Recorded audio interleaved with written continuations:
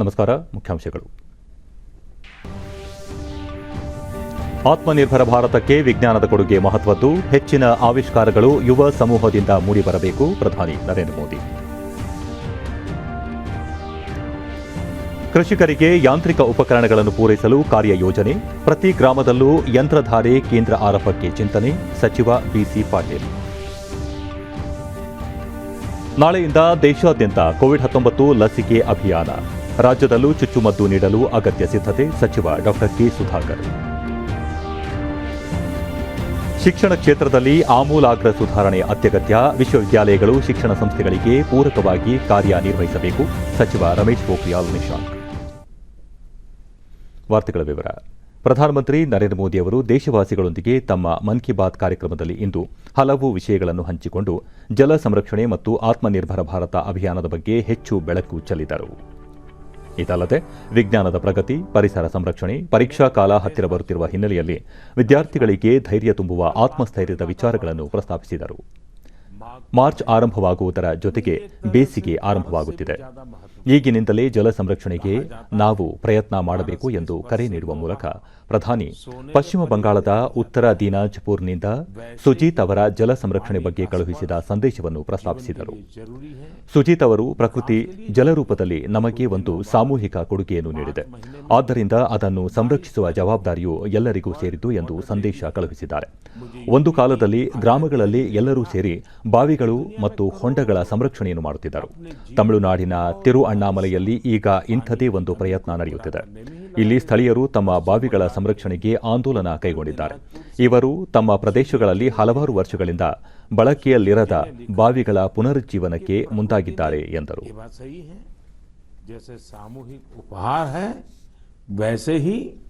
सामूहिक उत्तरदायित्व भी है. सुजीत जी की बात बिल्कुल सही है. जब गांव में कुएं, पोखर, इनकी देखभाल सब मिलकर करते थे. अब ऐसा ही एक प्रयास तमिलनाडु के तिरुवन्नामलाई में हो रहा है. यहाँ स्थानीय लोगों ने अपने कुओं को संरक्षित करने के लिए अभियान चलाया हुआ है. ये लोग अपने इलाके में वर्षों से बंद पड़े सार्वजनिक कुओं को फिर से जीवित कर रहे हैं. ಮಧ್ಯಪ್ರದೇಶದ ಅಗ್ರೋತಾ ಗ್ರಾಮದ ಬಬಿತಾ ರಾಜ್ಪೂತ್ ಅವರು ಬುಂದೇಲ್ಖಂಡದಲ್ಲಿ ಇದ್ದಾರೆ. ಅವರ ಗ್ರಾಮದ ಬಳಿ ಹಿಂದೆ ಬಹುದೊಡ್ಡ ಕೊಳವಿತ್ತು. ಅದು ಒಣಗಿ ಹೋಗಿತ್ತು. ಅವರು ಗ್ರಾಮದ ಇತರ ಮಹಿಳೆಯರ ಜೊತೆಗೂಡಿ ಕೊಳದವರೆಗೆ ನೀರನ್ನು ಹರಿಸಲು ಕಾಲುವೆಯೊಂದನ್ನು ನಿರ್ಮಿಸಿದರು. ಬಿದ್ದ ಮಳೆ ನೀರು ಈ ಕಾಲುವೆ ಮೂಲಕ ಕೊಳಕ್ಕೆ ಬಂದು ಸೇರುತ್ತಿತ್ತು. ಈಗ ಕೊಳ ನೀರಿನಿಂದ ತುಂಬಿ ತುಳುಕುತ್ತಿದೆ ಎಂದರು. ಈ ರೀತಿ ನೀರಿನ ಬಗ್ಗೆ ನಮ್ಮ ಸಾಮೂಹಿಕ ಜವಾಬ್ದಾರಿಯನ್ನು ಅರಿತುಕೊಳ್ಳಬೇಕು. ಭಾರತದ ಹೆಚ್ಚಿನ ಭಾಗಗಳಲ್ಲಿ ಮೇ ಜೂನ್ನಲ್ಲಿ ಮಳೆ ಆರಂಭವಾಗುತ್ತದೆ. ನಾವು ಈಗಿನಿಂದಲೇ ನಮ್ಮ ಸುತ್ತಮುತ್ತಲ ನೀರಿನ ಮೂಲಗಳ ಸ್ವಚ್ಛತೆಗೆ, ಮಳೆ ನೀರು ಸಂಗ್ರಹಕ್ಕೆ 100 ದಿನಗಳ ಆಂದೋಲನವನ್ನು ಆರಂಭಿಸಬಹುದೇ? ಇದೇ ವಿಚಾರಗಳೊಂದಿಗೆ ಕೆಲ ದಿನಗಳ ನಂತರ ಜಲಶಕ್ತಿ ಸಚಿವಾಲಯದಿಂದ ಕ್ಯಾಚ್ ದ ರೈನ್ ಎಂಬ ಆಂದೋಲನವನ್ನು ಆರಂಭಿಸಲಾಗುವುದು ಎಂದು ತಿಳಿಸಿದರು. जलशक्ति अभियान कैच द रेन भी शुरू किया जा रहा है. इस अभियान का मूल मंत्र है catch the rain where it falls when it falls. हम अभी से जुटेंगे. हम पहले से जो रेन वाटर हार्वेस्टिंग सिस्टम है उन्हें दुरुस्त करवा लेंगे. गांवों में, तालाबों में, पोखरों की सफाई करवा लेंगे. जल स्रोतों तक जा रहे पानी के रास्ते की रुकावटें दूर कर लेंगे. तो ज्यादा से ज्यादा वर्षा जल का संचयन कर्नल साइंस डे भी है. ಇಂದು ರಾಷ್ಟ್ರೀಯ ವಿಜ್ಞಾನ ದಿನವನ್ನು ಆಚರಿಸಲಾಗುತ್ತಿದೆ. ದೇಶದ ಮಹಾನ್ ವಿಜ್ಞಾನಿ ಡಾಕ್ಟರ್ ಸಿ.ವಿ. ರಾಮನ್ ಅವರ ಸಂಶೋಧನೆ ರಾಮನ್ ಎಫೆಕ್ಟ್ ಎಂದೇ ಖ್ಯಾತವಾಗಿದ್ದು, ಈ ಸಂಶೋಧನೆ ವಿಜ್ಞಾನದ ದಿಕ್ಕನ್ನೇ ಬದಲಿಸಿದೆ ಎಂದು ಶ್ಲಾಘಿಸಿದರು. ನಾವು ವಿಜ್ಞಾನದ ಬಗ್ಗೆ ಮಾತನಾಡುವಾಗ ಜನರು ಭೌತವಿಜ್ಞಾನ, ರಾಸಾಯನಿಕ ವಿಜ್ಞಾನ ಮತ್ತು ಪ್ರಯೋಗಾಲಯಗಳಿಗೆ ಸೀಮಿತಗೊಳಿಸುತ್ತಾರೆ. ಆದರೆ ವಿಜ್ಞಾನದ ವಿಸ್ತಾರ ಇದಕ್ಕಿಂತ ಬಹಳ ದೊಡ್ಡದಾಗಿದೆ ಮತ್ತು ಆತ್ಮನಿರ್ಭರ್ ಭಾರತಕ್ಕೆ ವಿಜ್ಞಾನದ ಕೊಡುಗೆ ಬಹಳ ದೊಡ್ಡದು. ನಾವು ವಿಜ್ಞಾನವನ್ನು ಲ್ಯಾಬ್ ಟು ಲ್ಯಾಂಡ್ ಎಂಬ ಮಂತ್ರದೊಂದಿಗೆ ಮುಂದುವರಿಸಬೇಕಿದೆ ಎಂದು ಕರೆ ನೀಡಿದರು. ಸ್ವಾವಲಂಬಿ ಭಾರತದ ಈ ಮಂತ್ರ ದೇಶದ ಪ್ರತಿಯೊಂದು ಗ್ರಾಮವನ್ನು ತಲುಪುತ್ತಿದೆ ಎಂಬುದು ಸಂತಸದ ವಿಚಾರ. ಬಿಹಾರದ ಬೇತಿಯಾದ ನಿವಾಸಿ ಪ್ರಮೋದ್ ಅವರು ದಿಲ್ಲಿಯಲ್ಲಿ ಆಗಿ ಎಲ್ಇಡಿ ಬಲ್ಬ್ ತಯಾರಿಸುವ ಕಾರ್ಖಾನೆಯಲ್ಲಿ ಕೆಲಸ ಮಾಡುತ್ತಿದ್ದರು. ಆದರೆ ಕೊರೋನಾದಿಂದಾಗಿ ಅವರು ತಮ್ಮ ಮನೆಗೆ ಹಿಂದಿರುಗಬೇಕಾಯಿತು. ಅವರು ಸ್ವತಃ ಎಲ್ಇಡಿ ಬಲ್ಬ್ ತಯಾರಿಸುವ ಚಿಕ್ಕ ಘಟಕವನ್ನು ಸ್ಥಾಪಿಸಿದರು. ಅವರು ತಮ್ಮ ಕ್ಷೇತ್ರದ ಕೆಲ ಯುವಕರ ಸಹಾಯ ಪಡೆದು ಕೆಲವೇ ತಿಂಗಳುಗಳಲ್ಲಿ ತಮ್ಮ ಮನೆಯಲ್ಲೇ ಇದ್ದುಕೊಂಡು ಕಾರ್ಖಾನೆಯ ಕೆಲಸಗಾರನಿಂದ ಮಾಲೀಕನಾಗುವ ಮೂಲಕ ಇತರರಿಗೆ ಪ್ರೇರಣೆಯಾಗಿದ್ದಾರೆ ಎಂದು ಹೇಳಿದರು. एलईडी बल्ब बनाने की एक छोटी सी यूनिट ही शुरू कर दी. उन्होंने अपने क्षेत्र के कुछ युवाओं को साथ लिया और कुछ ही महीनों में फैक्ट्री वर्कर से लेकर फैक्ट्री ओनर बनने तक का सफर पूरा कर दिया. हंसते हुए एग्जाम देने जाना है और ಮುಂದಿನ ಕೆಲ मुस्कुराते हुए ತಿಂಗಳುಗಳು लौटना है. ವಿದ್ಯಾರ್ಥಿಗಳ ಜೀವನದಲ್ಲಿ ವಿಶೇಷವಾಗಿವೆ. ಹೆಚ್ಚಿನ ಯುವಜನರು ಪರೀಕ್ಷೆಗಳನ್ನು ಎದುರಿಸಲಿದ್ದಾರೆ.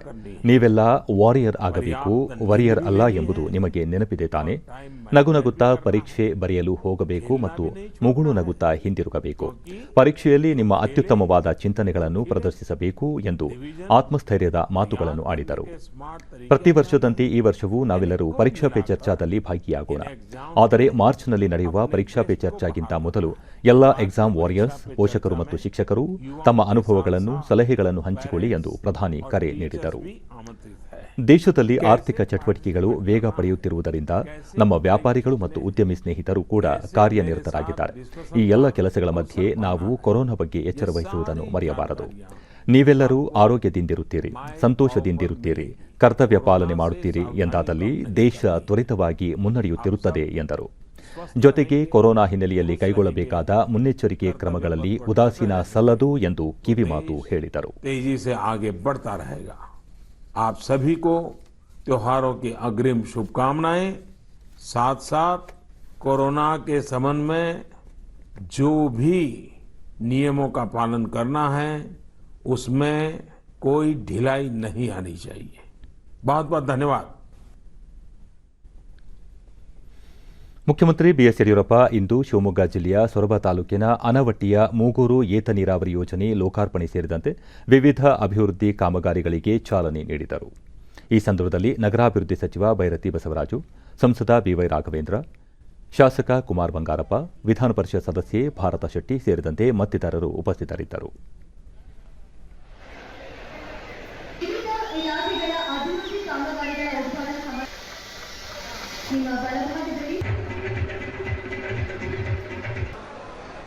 ಬಳಿಕ ಬಿಎಸ್ ಯಡಿಯೂರಪ್ಪ ರಾಜ್ಯದ ಎಲ್ಲ ನೀರಾವರಿ ಯೋಜನೆಗಳಿಗೆ ಸರ್ಕಾರದಿಂದ ಅಗತ್ಯ ನೆರವು ನೀಡಲು ಯೋಜನೆ ರೂಪಿಸಲಾಗಿದೆ.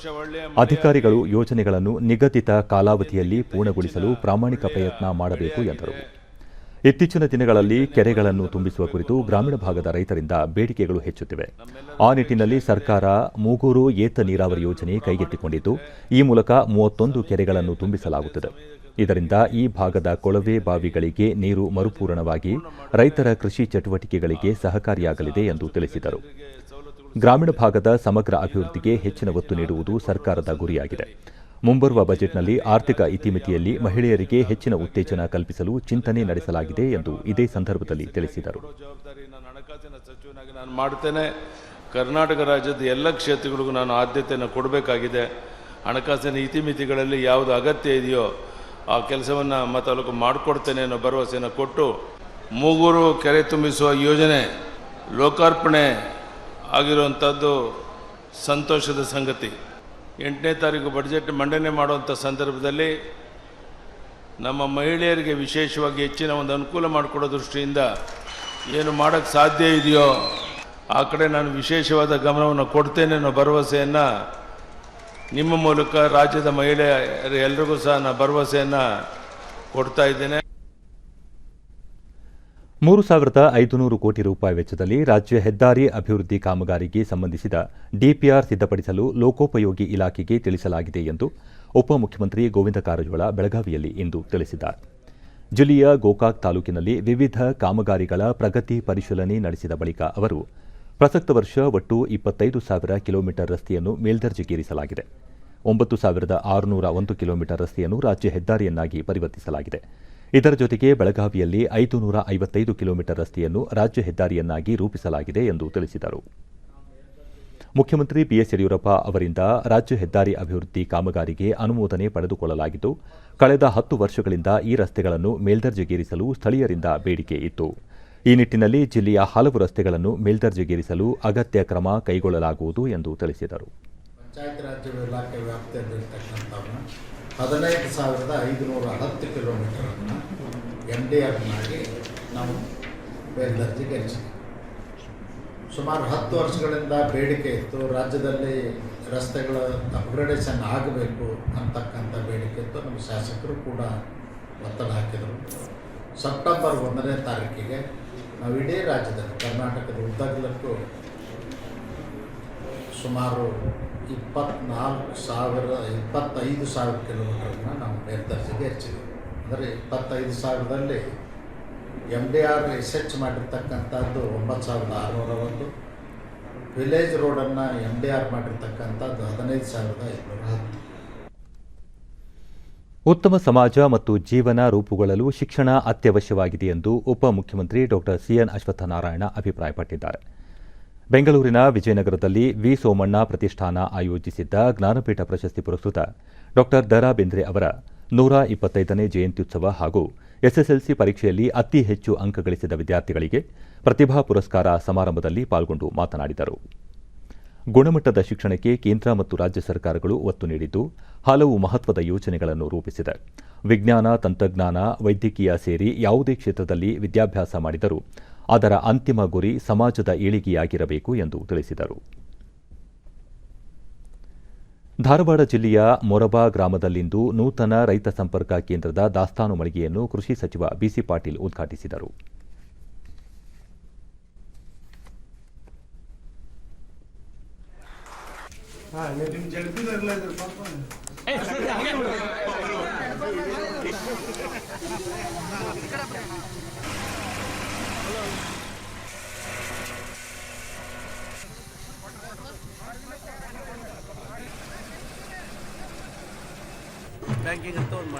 ಬಳಿಕ ಅವರು ಗ್ರಾಮಕ್ಕೊಂದು ಯಂತ್ರಧಾರಿ ಕೇಂದ್ರಗಳನ್ನು ಆರಂಭಿಸಲು ಸರ್ಕಾರ ಚಿಂತನೆ ನಡೆಸಿದೆ. ರೈತರ ಕೃಷಿ ವೆಚ್ಚ ಕಡಿಮೆ ಮಾಡಲು ಸರ್ಕಾರ ಉದ್ದೇಶಿಸಿದ್ದು ಯಂತ್ರಗಳನ್ನು ಪೂರೈಸಲು ಉದ್ದೇಶಿಸಲಾಗಿದೆ. ಹೋಬಳಿ ಮಟ್ಟದಲ್ಲಿರುವ ಯಂತ್ರಧಾರಿ ಕೇಂದ್ರಗಳನ್ನು ಗ್ರಾಮ ಮಟ್ಟಕ್ಕೆ ವಿಸ್ತರಿಸಿ ಪ್ರತಿ ಗ್ರಾಮದಲ್ಲೂ ಕೃಷಿ ಚಟುವಟಿಕೆಗಳಿಗೆ ಯಂತ್ರಗಳು ಲಭಿಸುವಂತೆ ಕ್ರಮ ಕೈಗೊಳ್ಳಲಾಗುವುದು. ಇದರಿಂದ ಕೃಷಿ ವೆಚ್ಚ ಕಡಿಮೆಯಾಗಿ ರೈತರಿಗೆ ಲಾಭ ದೊರೆಯಲಿ ಎಂದರು. ಪ್ರಸಕ್ತ ವರ್ಷದಿಂದ 20 ರೈತರನ್ನು ಒಳಗೊಂಡ ಕೃಷಿ ಸಹಕಾರ ಸಂಘ ಸ್ಥಾಪಿಸಿ ಟ್ರ್ಯಾಕ್ಟರ್ ಖರೀದಿಸಲು 8 ಲಕ್ಷ ರೂಪಾಯಿ ಸಹಾಯಧನ ನೀಡಲಾಗುವುದು. ಬೆಂಬಲ ಬೆಲೆ ಯೋಜನೆಯಡಿ ಕಡಲೆಕಾಳು ಖರೀದಿಗೆ ಕ್ರಮ ಕೈಗೊಂಡಿದ್ದು ಪ್ರತಿ ಕ್ವಿಂಟಾಲ್ಗೆ 5,100 ರೂಪಾಯಿ ನಿಗದಿಪಡಿಸಲಾಗಿದ್ದು ಮುಂಬರುವ 3 ತಿಂಗಳು ಕಡಲೆಕಾಳು ಖರೀದಿಸಲಾಗುವುದು ಎಂದು ತಿಳಿಸಿದರು. ಸಿರಿಧಾನ್ಯ ಬೆಳೆಗಳನ್ನು ಪ್ರೋತ್ಸಾಹಿಸಲು ಸರ್ಕಾರ ಉದ್ದೇಶಿಸಿದ್ದು ಈ ನಿಟ್ಟಿನಲ್ಲಿ ವಿದ್ಯಾರ್ಥಿ ನಿಲಯಗಳಲ್ಲಿ ಸಿರಿಧಾನ್ಯಗಳ ಆಹಾರ ಪದಾರ್ಥಗಳನ್ನು ವಿದ್ಯಾರ್ಥಿಗಳಿಗೆ ನೀಡಲು ಕ್ರಮ ಕೈಗೊಳ್ಳಲಾಗುತ್ತಿದೆ. ಇದರಿಂದ ಸಿರಿಧಾನ್ಯಗಳಿಗೆ ಉತ್ತೇಜನ ಸಿಗುವುದರ ಜೊತೆಗೆ ವಿದ್ಯಾರ್ಥಿಗಳ ಆರೋಗ್ಯ ಸುಧಾರಿಸಲಿದೆ ಎಂದರು. ಇದೇ ಸಂದರ್ಭದಲ್ಲಿ ಜಗದೀಶ್ ಶೆಟ್ಟರ್, ಎಪಿಎಂಸಿಯಲ್ಲಿನ ಮಧ್ಯವರ್ತಿಗಳಿಂದ ರೈತರ ಬೆಳೆಗಳಿಗೆ ಹೆಚ್ಚಿನ ಲಾಭ ದೊರೆಯುತ್ತಿಲ್ಲ, ಮತ್ತೊಂದೆಡೆ ಗ್ರಾಹಕರಿಗೂ ಕಡಿಮೆ ದರದಲ್ಲಿ ಉತ್ಪನ್ನಗಳು ಸಿಗುತ್ತಿಲ್ಲ. ಇಬ್ಬರ ಮಧ್ಯೆ ಮಧ್ಯವರ್ತಿಗಳು ಲಾಭ ಮಾಡಿಕೊಳ್ಳುತ್ತಿದ್ದಾರೆ. ಇದನ್ನು ತಪ್ಪಿಸಲು ಪ್ರಧಾನಿ ನರೇಂದ್ರ ಮೋದಿ ಅವರು ಹೊಸ ಕೃಷಿ ಕಾಯ್ದೆಗಳನ್ನು ಜಾರಿಗೆ ತಂದಿದ್ದಾರೆ. ಮಧ್ಯವರ್ತಿಗಳು ರೈತರನ್ನು ತಪ್ಪು ದಾರಿಗೆ ಎಳೆದು ಕಾನೂನಿನ ವಿರುದ್ಧ ಅಪಪ್ರಚಾರ ನಡೆಸುತ್ತಿದ್ದಾರೆ ಎಂದು ದೂರಿದರು. ರಾಜ್ಯದಲ್ಲಿ ನಾಳೆಯಿಂದ 3ನೇ ಹಂತದ ಕೋವಿಡ್-19 ಲಸಿಕೆಗೆ ಸೂಕ್ತ ಸಿದ್ಧತೆ ಕೈಗೊಳ್ಳಲಾಗಿದೆ ಎಂದು ಆರೋಗ್ಯ ಮತ್ತು ವೈದ್ಯಕೀಯ ಶಿಕ್ಷಣ ಸಚಿವ ಡಾ ಕೆ. ಸುಧಾಕರ್ ಹೇಳಿದ್ದಾರೆ. 60 ವರ್ಷ ಮೇಲ್ಪಟ್ಟವರು ಹಾಗೂ 45ರಿಂದ 59 ವಯೋಮಿತಿಯ ಅಸ್ವಸ್ಥತೆ ಹೊಂದಿರುವವರಿಗೆ ಲಸಿಕೆ ನೀಡಲಾಗುವುದು. ಖಾಸಗಿ ಆಸ್ಪತ್ರೆಗಳಲ್ಲೂ ಲಸಿಕೆ ಪಡೆಯಲು ಅವಕಾಶ ಕಲ್ಪಿಸಲಾಗಿದೆ. ಸರ್ಕಾರಿ ಆರೋಗ್ಯ ಕೇಂದ್ರಗಳಾದ ಪ್ರಾಥಮಿಕ ಆರೋಗ್ಯ ಕೇಂದ್ರ, ಜಿಲ್ಲಾಸ್ಪತ್ರೆ, ವೈದ್ಯಕೀಯ ಮಹಾವಿದ್ಯಾಲಯಗಳು, ಸಿಜಿಎಚ್ಎಸ್, ಅಟಲ್ ಬಿಹಾರಿ ವಾಜಪೇಯಿ ಆರೋಗ್ಯ ಯೋಜನೆ, ಎಬಿಎಆರ್ಕೆ ಅಡಿ ನೋಂದಣಿಯಾಗಿರುವ ಖಾಸಗಿ ಆರೋಗ್ಯ ಕೇಂದ್ರಗಳಲ್ಲೂ ಲಸಿಕೆಗೆ ವ್ಯವಸ್ಥೆ ಮಾಡಲಾಗಿದೆ ಎಂದು ತಿಳಿಸಿದ್ದಾರೆ. ಲಸಿಕೆ ಪಡೆಯಲು ಕೋವಿನ್ 2.0 ತಂತ್ರಾಂಶವನ್ನು ಅಳವಡಿಸಲಾಗಿದ್ದು ಆರೋಗ್ಯ ಸೇತು ಮತ್ತು ಇತರ ಐಟಿ ಅಪ್ಲಿಕೇಶನ್ಗಳಲ್ಲಿ ಸ್ವಯಂ ನೋಂದಣಿ ಮಾಡಿಕೊಳ್ಳಲು ಅವಕಾಶ ಕಲ್ಪಿಸಲಾಗಿದೆ ಎಂದು ಅವರು ತಿಳಿಸಿದ್ದಾರೆ.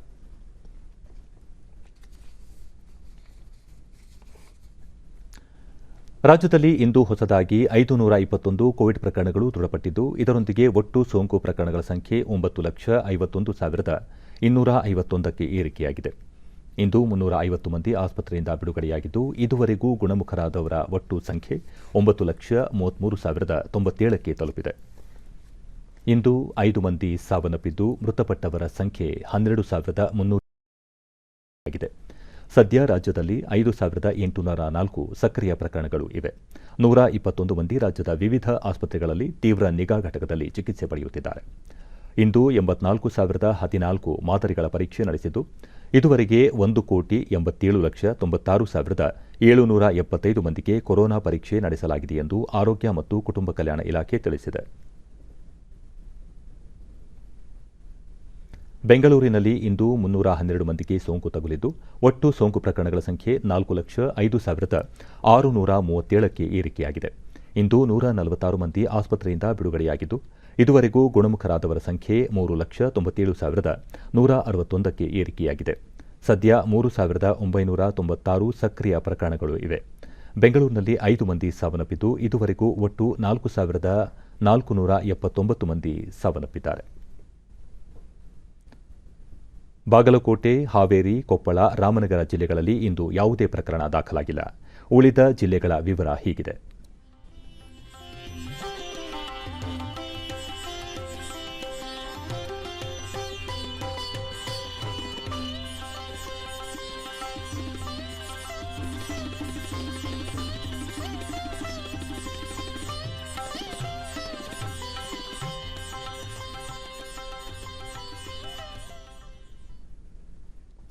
ದೇಶದಲ್ಲಿ ಕಳೆದ 24 ಗಂಟೆಗಳಲ್ಲಿ 16,752 ಕೋವಿಡ್-19 ಹೊಸ ಪ್ರಕರಣಗಳು ಬೆಳಕಿಗೆ ಬಂದಿವೆ.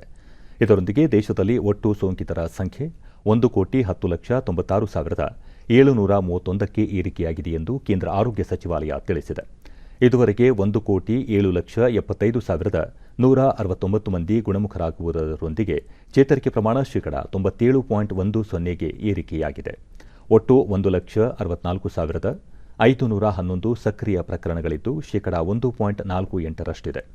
ಇದುವರೆಗೆ 1,57,051 ಮಂದಿ ಮೃತಪಟ್ಟಿದ್ದು ಈ ಪ್ರಮಾಣ ಶೇಕಡಾ 1.42ರಷ್ಟಿದೆ. ದೇಶಾದ್ಯಂತ ಈವರೆಗೆ 1,43,01,266 ಮಂದಿಗೆ ಕೋವಿಡ್ ಲಸಿಕೆ ನೀಡಲಾಗಿದೆ. ಏಪ್ರಿಲ್ನಲ್ಲಿ ತಮಿಳುನಾಡು ವಿಧಾನಸಭೆಗೆ ಚುನಾವಣೆ ನಡೆಯುತ್ತಿದೆ. ಈ ಹಿನ್ನೆಲೆಯಲ್ಲಿ ಬಿಜೆಪಿಯ ಇಂದು ವಿಜಯ ಸಂಕಲ್ಪ ರ್ಯಾಲಿ ಆಯೋಜಿಸಿತ್ತು. ಕಾರ್ಯಕ್ರಮದಲ್ಲಿ ಕೇಂದ್ರ ಗೃಹ ಸಚಿವ ಅಮಿತ್ ಶಾ ಮಾತನಾಡಿ 70 ವರ್ಷಗಳ ಕಾಲ ಅಧಿಕಾರ ನಡೆಸಿದ ಕಾಂಗ್ರೆಸ್ ಪಕ್ಷದ ವೈಫಲ್ಯಗಳನ್ನು ಎತ್ತಿ ಹಿಡಿದರು ಮತ್ತು ಪ್ರಧಾನಿ ನರೇಂದ್ರ ಮೋದಿ ನೇತೃತ್ವದ ಎನ್ಡಿಎ ಸರ್ಕಾರ ಜಾರಿಗೆ ತಂದಿರುವ ಹಲವು ಯೋಜನೆಗಳ ಬಗ್ಗೆ ವಿವರಿಸಿದರು. ಕಾಂಗ್ರೆಸ್ ಪಕ್ಷ ಬಡ ವರ್ಗದವರಿಗೆ ಮನೆಗಳನ್ನು ನಿರ್ಮಾಣ ಮಾಡಲಿಲ್ಲ. ಆದರೆ ಬಡವರ ಬಗ್ಗೆ ಕಾಳಜಿಯನ್ನು ಹೊಂದಿರುವ ಬಿಜೆಪಿ ಸರ್ಕಾರ 6 ವರ್ಷಗಳಲ್ಲಿ ಈ ಭರವಸೆಯನ್ನು ಈಡೇರಿಸಿದೆ ಎಂದು ತಿಳಿಸಿದರು.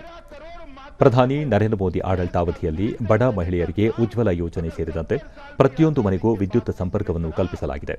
ದೇಶದ 60 ಕೋಟಿ ಜನರಿಗೆ 5 ಲಕ್ಷ ರೂಪಾಯಿವರೆಗಿನ ವಿಮಾ ಯೋಜನೆಯನ್ನು ಕಳೆದ 4 ವರ್ಷಗಳಿಂದ ನೀಡುತ್ತಾ ಬಂದಿದೆ. ಪ್ರತಿ ಮನೆಗೂ ಶುದ್ಧ ಕುಡಿಯುವ ನೀರು ಪೂರೈಸುವ ಕಾರ್ಯವನ್ನು ಮಾಡಲಾಗುತ್ತಿದೆ ಎಂದು ಹೇಳಿದರು. भारतीय जनता पार्टी के नेता नरेंद्र मोदी जी ने समाप्त कर दिया है.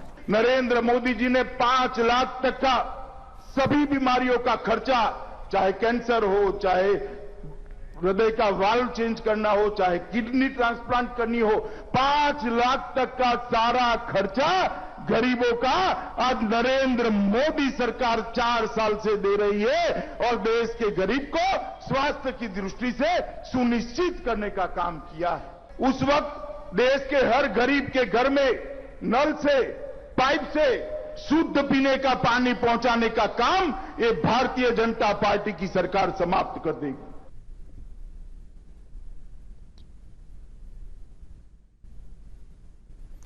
ಖಾದಿ ಮತ್ತು ಗ್ರಾಮೀಣ ಉದ್ಯಮ ಆಯೋಗದ ಇ ಮಾರ್ಕೆಟ್ ಪೋರ್ಟಲ್ ಕೇವಲ 8 ತಿಂಗಳಲ್ಲಿ 1,10,00,000 ರೂಪಾಯಿಗೂ ಅಧಿಕ ವಹಿವಾಟು ನಡೆಸಿದೆ ಎಂದು ಕೇಂದ್ರ ಸೂಕ್ಷ್ಮ, ಸಣ್ಣ ಮತ್ತು ಮಧ್ಯಮ ಉದ್ದಿಮೆಗಳ ಸಚಿವ ನಿತಿನ್ ಗಡ್ಕರಿ ಮೆಚ್ಚುಗೆ ವ್ಯಕ್ತಪಡಿಸಿದ್ದಾರೆ.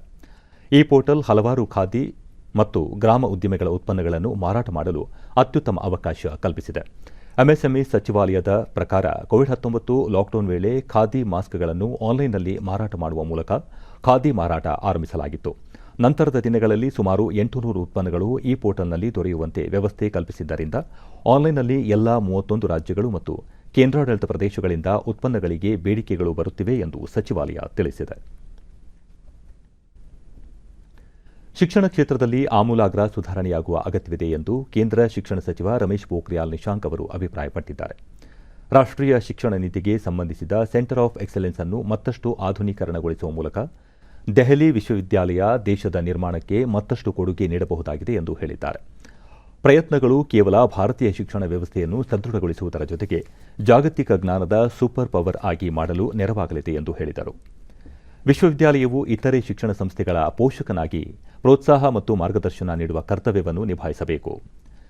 ವಿದ್ಯಾ ವಿಸ್ತಾರ ಯೋಜನೆಯಡಿ ಹಿಂದುಳಿದ ಪ್ರದೇಶಗಳಲ್ಲಿರುವ ಶಿಕ್ಷಣ ಸಂಸ್ಥೆಗಳಿಗೆ ವಿಶ್ವವಿದ್ಯಾಲಯವು ಸೂಕ್ತ ಮಾರ್ಗದರ್ಶನ ನೀಡುತ್ತಿದೆ ಎಂದು ಶ್ಲಾಘಿಸಿದರು.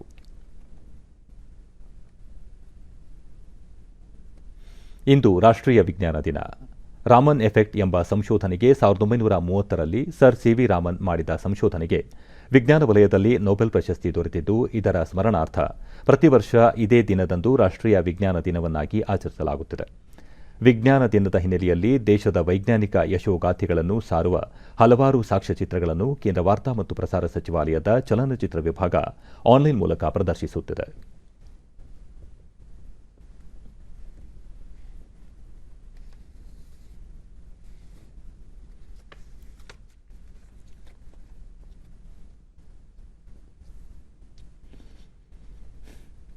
ವಿಜ್ಞಾನ ದಿನದ ಹಿನ್ನೆಲೆಯಲ್ಲಿ ಟ್ವೀಟ್ ಮಾಡಿರುವ ಉಪರಾಷ್ಟ್ರಪತಿ ಎಂ ವೆಂಕಯ್ಯ ನಾಯ್ಡು ವಿಜ್ಞಾನ ಸಮುದಾಯಕ್ಕೆ ಶುಭಾಶಯಗಳನ್ನು ಹೇಳಿದ್ದಾರೆ.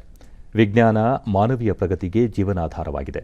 ವಿಜ್ಞಾನದಿಂದ ಜಗತ್ತಿನಲ್ಲಿ ಶಾಂತಿ ಲಭಿಸಲಿ, ಅಭಿವೃದ್ಧಿ ಮತ್ತು ಜೀವನ ಮಟ್ಟ ಸುಧಾರಣೆಯಾಗಲಿ ಎಂದು ಹಾರೈಸಿದ್ದಾರೆ. ವಿಜ್ಞಾನ ದಿನದ ಹಿನ್ನೆಲೆಯಲ್ಲಿ ಮುಖ್ಯಮಂತ್ರಿ ಬಿಎಸ್ ಯಡಿಯೂರಪ್ಪ ಎಲ್ಲಾ ವಿಜ್ಞಾನ ಆಸಕ್ತರಿಗೆ ಶುಭಾಶಯಗಳನ್ನು ಹೇಳಿದ್ದಾರೆ. ನಮ್ಮ ಎಲ್ಲಾ ವಿಜ್ಞಾನಿಗಳ ಸಾಧನೆಗಳಿಗೆ ಅಭಿನಂದನೆ. ಯುವ ವಿಜ್ಞಾನಿಗಳಿಂದ ದೇಶಕ್ಕೆ ಮತ್ತಷ್ಟು ಸೇವೆ ಸಲ್ಲಲಿ. ನಮ್ಮ ವಿಜ್ಞಾನಿಗಳು ನಮ್ಮ ಹೆಮ್ಮೆ, ಜೈ ವಿಜ್ಞಾನ್ ಎಂದು ಟ್ವೀಟ್ ಮಾಡಿದ್ದಾರೆ. ಬ್ರೆಜಿಲ್ನ ಅಮೆಜೋನಿಯಾ 1 ಉಪಗ್ರಹ ಹಾಗೂ ಇತರ 18 ಸಹ ಉಪಗ್ರಹಗಳನ್ನು ಭಾರತೀಯ ಬಾಹ್ಯಾಕಾಶ ಸಂಶೋಧನಾ ಸಂಸ್ಥೆ ಇಸ್ರೋ ಉಡಾವಣೆ ಮಾಡಿದೆ. ಶ್ರೀಹರಿಕೋಟಾದಿಂದ ಬೆಳಗ್ಗೆ 10:24 ಪಿಎಸ್ಎಲ್ವಿ C-51 ಉಡಾವಣಾ ವಾಹಕದ ಮೂಲಕ ಈ ಉಪಗ್ರಹಗಳನ್ನು ಉಡಾವಣೆ ಮಾಡಲಾಯಿತು. ಇದಕ್ಕಾಗಿ ಎಲ್ಲಾ ರೀತಿಯ ಸಿದ್ಧತೆಗಳನ್ನು ಕೈಗೊಳ್ಳಲಾಗಿತ್ತು. ಈ ವರ್ಷದಲ್ಲಿ ಇಸ್ರೋ ಉಡಾವಣೆ ಮಾಡುತ್ತಿರುವ ಮೊದಲ ಉಪಗ್ರಹ ಇದಾಗಿದೆ. ರಾಷ್ಟ್ರೀಯ ಬಾಹ್ಯಾಕಾಶ ಸಂಶೋಧನಾ ಸಂಸ್ಥೆ INPE ಅಮೆಜೋನಿಯಾ 1 ಉಪಗ್ರಹವನ್ನು ಸಿದ್ಧಪಡಿಸಿದ್ದು, ಇದು ಭೂ ಸರ್ವೇಕ್ಷಣೆ ಮಾಡಲಿದೆ.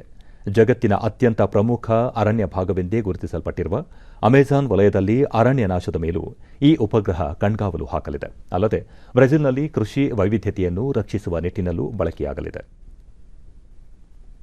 ಇಸ್ರೋ ಅಧ್ಯಕ್ಷ ಕೆ ಸಿವನ್ ಹಾಗೂ ಇಸ್ರೋದ ಉನ್ನತಾಧಿಕಾರಿಗಳು ಈ ಕಾರ್ಯಕ್ರಮದಲ್ಲಿ ಭಾಗಿಯಾಗಿದ್ದರು. The mission, however, will continue for another 1.5 hours. ISRO ಅಧ್ಯಕ್ಷ ಕೆ ಸಿವನ್ ಬ್ರೆಜಿಲ್ನ ಮೊದಲ ವಿನ್ಯಾಸದ ಉಪಗ್ರಹ ಉಡಾವಣೆ ಮಾಡುತ್ತಿರುವುದು ತಮಗೆ ಹೆಮ್ಮೆ ತಂದಿದೆ. ಈ ಉಪಗ್ರಹವನ್ನು ಅತ್ಯುತ್ತಮವಾಗಿ ವಿನ್ಯಾಸಗೊಳಿಸಲಾಗಿದ್ದು, ಬ್ರೆಜಿಲ್ ಬಾಹ್ಯಾಕಾಶ ಸಂಶೋಧನಾ ವಿಜ್ಞಾನಿಗಳಿಗೆ ಅಭಿನಂದನೆ ಸಲ್ಲಿಸುವುದಾಗಿ ಹೇಳಿದರು.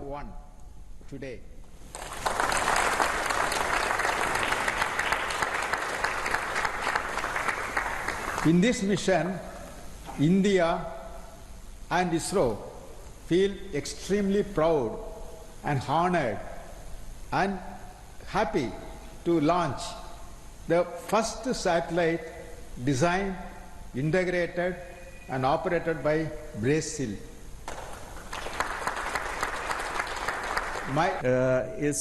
ಬ್ರೆಜಿಲ್ನ ಸಚಿವ ಎಚ್.ಇ. ಮಾರ್ಕೋಸ್ ಭಾರತದೊಂದಿಗೆ ಮುಂಬರುವ ದಿನಗಳಲ್ಲೂ ಬಾಹ್ಯಾಕಾಶ ವಲಯದಲ್ಲಿ ಬಾಂಧವ್ಯ ಮುಂದುವರಿಸುತ್ತೇವೆ. ಭಾರತದ ಸಹಕಾರಕ್ಕೆ ಅಭಿನಂದನೆ ಎಂದರು. Mission platform that can be used for other satellites, so it's very important, and I could choose better place to be than here in India with all our partnership, and this is very important. This is one step, important step for this partnership that is going to grow up very much. ಭಾರತೀಯ ಬಾಹ್ಯಾಕಾಶ ಸಂಸ್ಥೆ ಇಸ್ರೋದಿಂದ ಅಮೆಜಾನಿಯಾ 1 ಸೇರಿದಂತೆ ಇತರೆ 18 ಉಪಗ್ರಹಗಳನ್ನು ಯಶಸ್ವಿಯಾಗಿ ಉಡಾವಣೆ ಮಾಡಿದ್ದಕ್ಕೆ ಪ್ರಧಾನಿ ನರೇಂದ್ರ ಮೋದಿ ಇಸ್ರೋ ವಿಜ್ಞಾನಿಗಳಿಗೆ ಅಭಿನಂದನೆ ಸಲ್ಲಿಸಿದ್ದಾರೆ.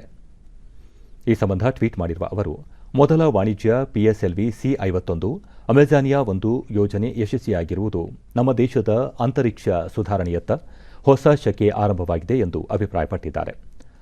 ಬ್ರೆಜಿಲ್ನ ಅಮೆಜಾನಿಯಾ 1 ಉಪಗ್ರಹವನ್ನು ಪಿಎಸ್ಎಲ್ವಿ C-51 ಯಶಸ್ವಿಯಾಗಿ ಉಡಾವಣೆ ಮಾಡಿದ್ದು, ಇದಕ್ಕಾಗಿ ಅಲ್ಲಿನ ಅಧ್ಯಕ್ಷ ಜೈರ್ ಬೋಲ್ಸೊನಾರೋ ಅವರಿಗೂ ಅಭಿನಂದನೆ ಸಲ್ಲಿಸುತ್ತಿರುವುದಾಗಿ ಪ್ರಧಾನಿ ತಿಳಿಸಿದ್ದಾರೆ. ಶ್ರೀಲಂಕಾ ವಾಯುಪಡೆಯ 70ನೇ ವಾರ್ಷಿಕೋತ್ಸವದ ಹಿನ್ನೆಲೆಯಲ್ಲಿ ಮಾರ್ಚ್ ವೈಮಾನಿಕ ಪ್ರದರ್ಶನ ಆಯೋಜಿಸಲಾಗಿದೆ. ಗಾಲಿಯಲ್ಲಿ ನಡೆಯಲಿರುವ ಈ ಪ್ರದರ್ಶನದಲ್ಲಿ ಭಾರತೀಯ ವಾಯುಪಡೆಯ ಲಘು ಯುದ್ಧ ವಿಮಾನ ತೇಜಸ್, ಸೂರ್ಯ ಕಿರಣ್ ವಿಮಾನಗಳು, ಸಾರಂಗ್ ಹೆಲಿಕಾಪ್ಟರ್ಗಳು ಪಾಲ್ಗೊಳ್ಳಲಿವೆ. ಈಗಾಗಲೇ ಕೊಲಂಬೋ ತಲುಪಿರುವ ಭಾರತೀಯ ವಾಯುಪಡೆಯ ವಿಮಾನಗಳು ಪ್ರದರ್ಶನಕ್ಕಾಗಿ ತಾಲೀಮು ನಡೆಸುತ್ತಿವೆ.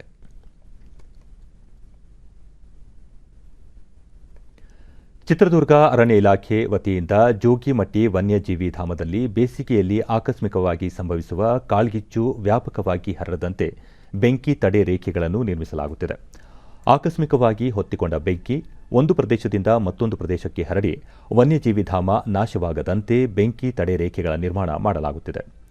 ಜೋಗಿಮಟ್ಟಿ ಅರಣ್ಯ ಪ್ರದೇಶವನ್ನು ಸರ್ಕಾರ ವನ್ಯಜೀವಿ ಧಾಮವೆಂದು ಘೋಷಿಸಿದ ನಂತರ ಅಲ್ಲಿನ ಪ್ರಾಣಿ, ಪಕ್ಷಿ ಮತ್ತು ಅರಣ್ಯ ಸಂಪತ್ತು ಸಂರಕ್ಷಣೆಗಾಗಿ ಕಳೆದ 5 ವರ್ಷಗಳಿಂದ ಬೆಂಕಿ ತಡೆ ರೇಖೆಗಳನ್ನು ನಿರ್ಮಿಸುವ ಕೆಲಸ ಪ್ರಗತಿಯಲ್ಲಿದೆ. ಸುಮಾರು 50ರಿಂದ 100 ಹೆಕ್ಟೇರ್ ಪ್ರದೇಶವನ್ನು ಒಂದೊಂದು ವಿಭಾಗ ವಿಂಗಡಿಸಿ ಬೆಂಕಿ ತಡೆ ರೇಖೆಗಳನ್ನು ನಿರ್ಮಿಸಲಾಗುತ್ತದೆ.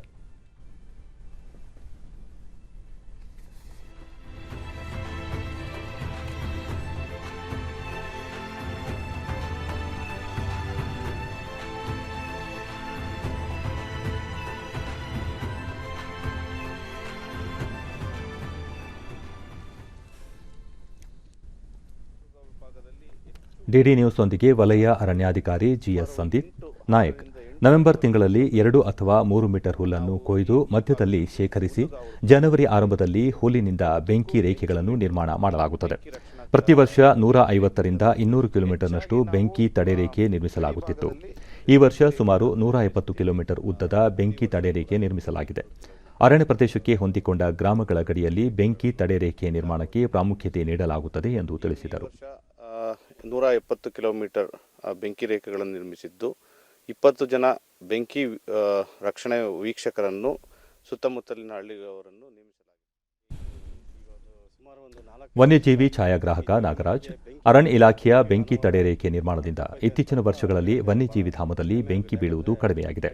ವಲಸೆ ಪಕ್ಷಿಗಳ ಆಗಮನ ಹೆಚ್ಚಾಗಿದ್ದು, ವಿಶೇಷವಾಗಿ ಈಜಿಪ್ಟ್ ವೋಲ್ಚರ್ ಹಕ್ಕಿ ಹಾಗೂ ಇತರ ಪಕ್ಷಿಗಳು ಕಾಡ್ಗಿಚ್ಚು ಕಡಿಮೆಯಾಗಿರುವುದರಿಂದ ಸಂತಾನೋತ್ಪತ್ತಿಗೆ ಸಹಾಯಕವಾಗಿದೆ ಎಂದರು.